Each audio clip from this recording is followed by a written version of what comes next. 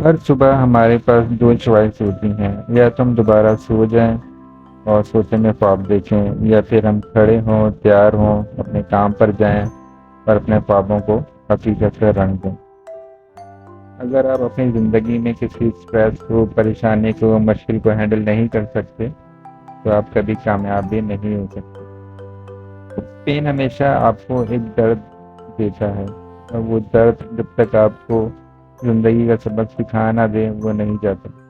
इस दुनिया में दो तरह के लोग होते हैं। एक वो जब वो किसी परेशानी में मुबतला होते हैं तो अपनी मेहनत से, अपनी कोशिश से उस परेशानी से बाहर निकल आते हैं, जबकि दूसरा वो इस परेशानी में परेशान होकर हिम्मत तोड़ देते हैं।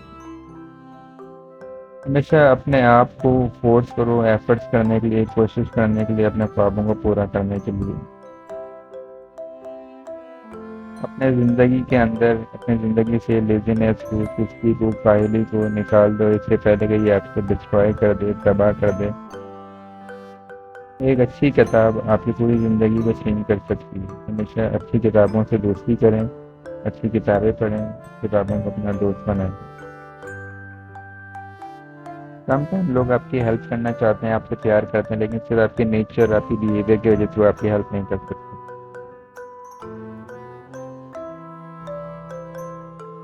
पर लुक्स आपकी खूबसूरती को डिफाइन नहीं करता, बल्कि आपका जो एटीट्यूड है वो बताता है कि आपकी असलियत क्या है।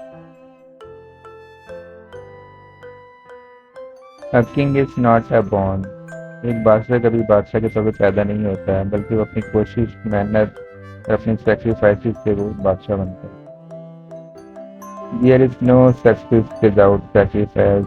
इस दुनिया में कोई भी सक्सेस, कामयाबी ऐसी नहीं है जो बगैर किसी कुर्बानी के, सेक्रीफाइस के, मेहनत के, एफर्ट के हासिल होती है।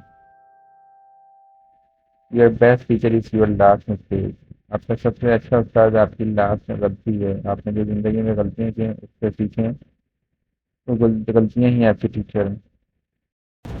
इंसान ज़िंदगी में हमेशा उस चीज़ की ख्वाहिश करता है जो उसके पास नहीं है। इस पिक्चर्स को देख के हमें अंदाज़ा हो सकता है।